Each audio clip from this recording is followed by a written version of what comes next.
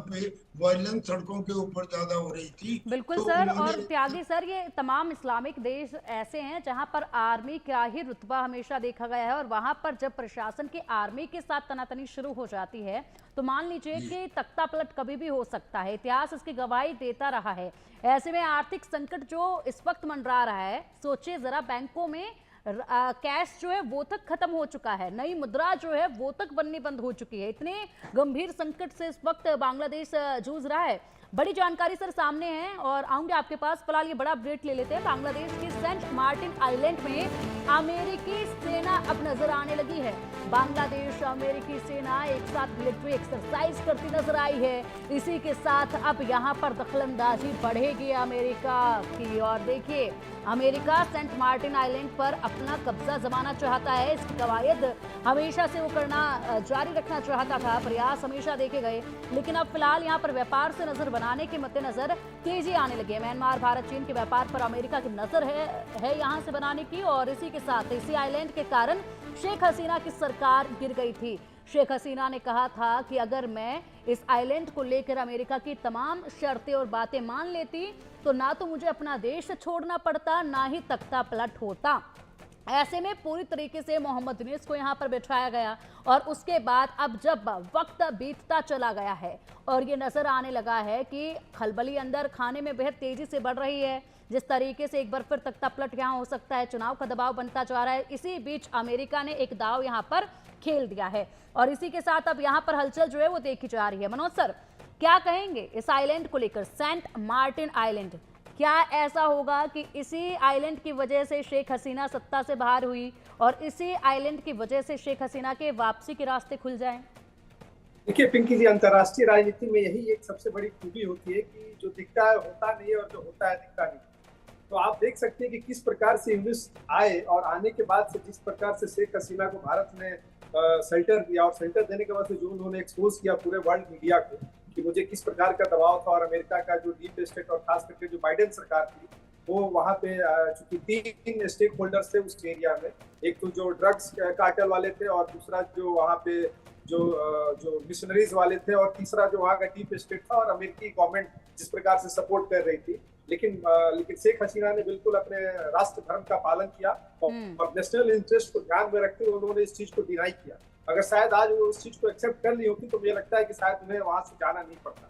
लेकिन आप समझ सकते हैं कि किस प्रकार से वहां पे जो फंडामेंटलिज्म और खास करके जो जिहादी, जो त्यागी जी अभी बता रहे थे कि जो जिस तरीके से पेनिट्रेट कर चुका है और पिछले 6-7 महीने में यूनुस ने वहां पे हर लेवल पे उनका विफल रहा है, चाहे वो सिविल सोसाइटी या फिर लॉ एंड ऑर्डर हो या किसी भी इंस्टीट्यूशन का हो। तो आप समझ सकती हैं कि और माइनॉरिटी के जो ऊपर जो एट्रोसिटी हुई तो हर लेवल पे एक्सपोज हो चुके हैं। अब अमेरिका के पास समय ज्यादा नहीं है और उसको पता है कि जिस प्रकार से बांग्लादेश की जो आर्मी है वो उसका स्टैंड क्या होगा, क्योंकि हमें पता है कि शेख हसीना जी का जो बांग्लादेश की जो आर्मी है उसके प्रति एक सॉफ्ट कॉर्नर है। देखिए, अगर बांग्लादेश की जो आर्मी है अगर वो पाकिस्तान की तरह होती तो शायद मुझे लगता था कि वहां पे शेख हसीना के जाने के बाद तो डायरेक्ट वो सत्ता को अपने हाथ में ले सकती थी। लेकिन सेना ने वहां पे अपना सैन्य धर्म का परिचय दिया और एक सिविलियन गवर्नमेंट को इलेक्शन कराने के लिए हमेशा से बात किया, क्योंकि आज वही कारण है कि बांग्लादेश की जो सोसाइटी है वो कहीं ना कहीं आर्मी के साथ खड़ी होती हुई दिख रही है।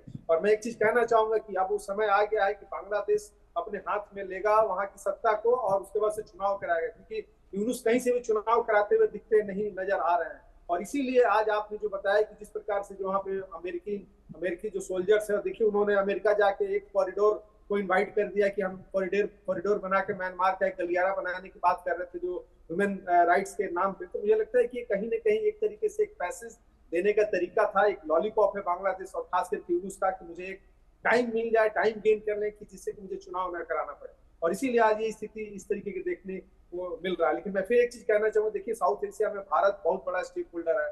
अभी हमारे बांग्लादेश के जो सैन्य प्रमुख है वहाँ रसिया में भी जाके मिल के आए, तो यहाँ पे रसिया भी चुप नहीं रहेगा और चाइना भी कभी नहीं चाहेगा कि अमेरिका यहाँ पे आके एक तरीके से शेल्टर बनाए और एक तरीके से यहाँ पे साउथ एशिया में उसके नंबर बने। तो मुझे लगता है कि आने वाले समय में बड़ा ही इंटरेस्टिंग और एक बैटल फील्ड के रूप में बांग्लादेश बनते हुए दिख रहा है। और इसमें मुझे लगता है कि भारत भी अपनी रणनीति का अभी बिल्कुल बिल्कुल मनोज सर, स्टार्टिंग आपने में चल रहा है।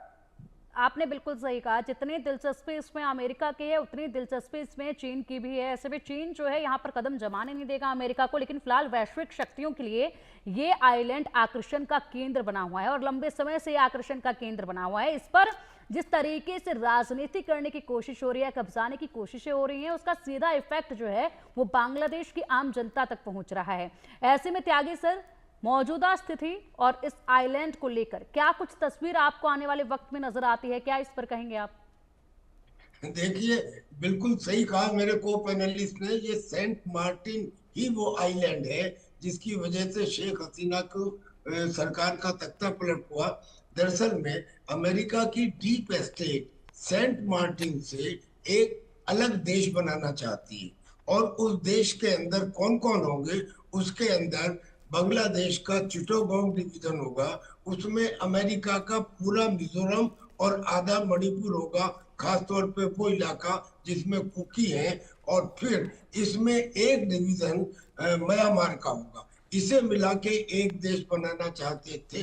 अच्छा, ये जो बात है, ये मिजोरम के चीफ मिनिस्टर ने जाके अमेरिका में अपने एक भाषण में कही थी, और उस टाइम उन्होंने ये कहा था कि हम क्रिश्चियंस हैं और हम तीन तीन देशों की गुलामी नहीं सह सकते। यानी कि उनके हिसाब से भारत की, बांग्लादेश की और म्यांमार की के वहाँ के जो क्रिश्चियंस हैं वो दूसरी सरकारों के अंडर में काम कर रहे हैं। ठीक है लिहाजा त्यागी तीनों को सर, समय की बहुत कमी है मेरे पास, लेकिन सबसे बड़ी बात यही कि जिस तरीके से शेख हसीना ने कहा कि यहाँ पर इसी आइलैंड की वजह से अमेरिका ने मुझे तख्ता पलट करने पर, यहाँ पर तख्ता पलट करने के हालात उत्पन्न करे, मैं सत्ता से बेदखल की गई। ऐसे में खंडन अमेरिका की तरफ से इन बयानों का किया गया था, लेकिन अब जो स्थिति है वो पूरी तरीके से शेख हसीना के बयानों को सच कर रही है। इसी के साथ जो आर्मी इस वक्त मोहम्मद यूनिस से भिड़ने को तैयार है, जो आर्मी चीफ का तनाव लगातार बढ़ता जा रहा है मोहम्मद यूनिस के साथ, जो तनाव की स्थिति अब पैदा हो चुकी है दोनों में, अगर ऐसे में ये आर्मी उस वक्त ज्यादा जागरूक होती,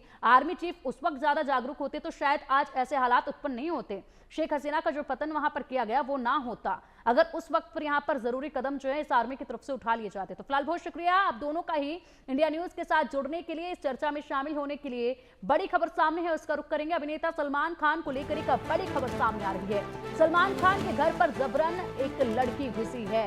मुंबई पुलिस ने लड़की को गिरफ्तार किया है। 2 दिन में 2 लोगों ने सलमान के घर में घुसने की एक